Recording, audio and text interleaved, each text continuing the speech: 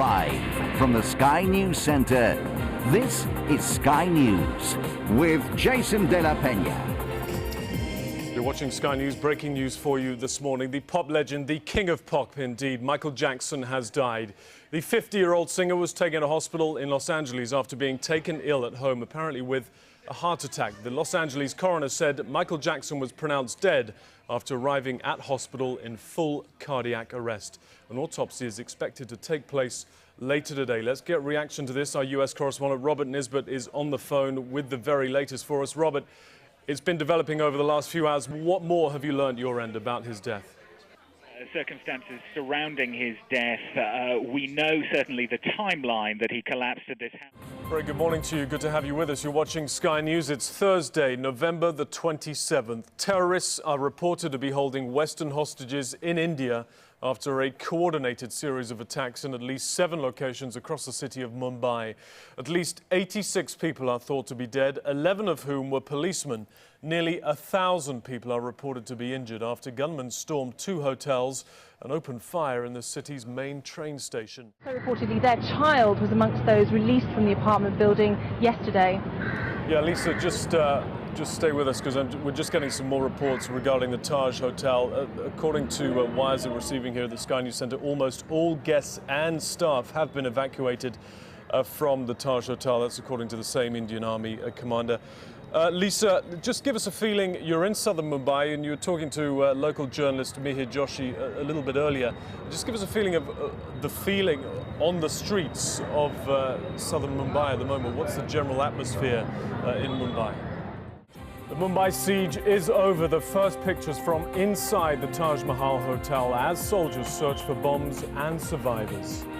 Very good afternoon to you. You're watching Sky News. Good to have you with us. The siege of the Taj Mahal Hotel in Mumbai is over. In the early hours of this morning, Indian commandos launched grenades and traded gunfire with those remaining militants who were making a last stand following 3 days of terror across the city. The search is now on to establish who was responsible for those attacks. We're live now to Mumbai and Sky's Lisa Holland. Lisa. The siege is over at the Taj and the Trident Oberoi and so on. Is Mumbai, we know it to be such a busy city, is it returning to any sort of normality? Are there people on the streets or is it still like a ghost town as it has been for the last 3 days? No, Mumbai has sprung back into action. Well, I'm very happy to say the Reverend Jesse Jackson is one of his key supporters. He joins me now from central London. Reverend Jackson, we do thank you for your valuable time here on Sky News. You will, of course, been monitoring the atrocities in Mumbai. What's your overriding feeling now the attacks are reportedly over? Well, we must offer condolences to those who were killed and injured in this terrorist attack. Obama has said that this will not affect the global fight against terrorism. How exactly will he tackle this when he comes to office come the 20th of January? I don't know what he will do, but I know that there's a matter that must be front and center.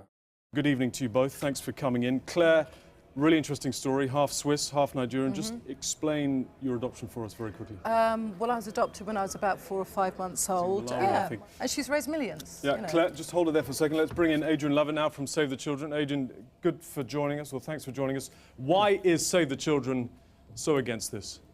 Well, we're not against international adoption.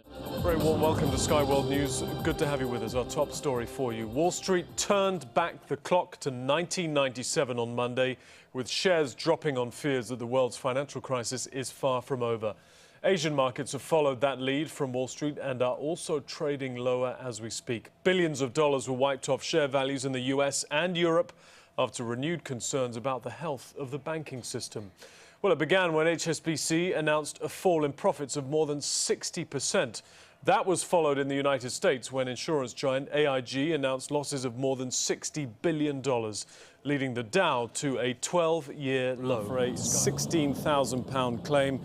You can see in your picture there, Sky's Fraser Maud is standing by for us. Fraser, Elliot Morley offering some apologies there, but still a lot of work to do for him, he says.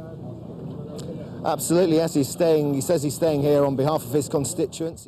Let's get some reaction for you to the news that broke in the last few minutes or so that Lord Carter is going to step down as Communications Minister in the summer. Next week, he's expected to announce the government's plans for a digital Britain. As you can see over my shoulder, our political correspondent Glenn Aglaza joins us from Westminster. Glenn, is this a big surprise? Not entirely, no. I think we knew that this was probably in the offing.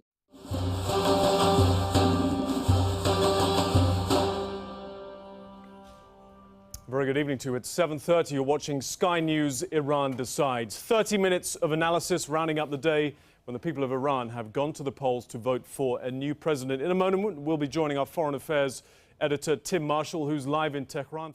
Well, this is, of course, not just an election for the people of Iran. It's generating a lot of interest around the world, and none more so than in the United States. The former Iran negotiator and Deputy U.S. Secretary of State, Professor Nick Burns, is in our Washington studio. Professor Burns, we do thank you for your time.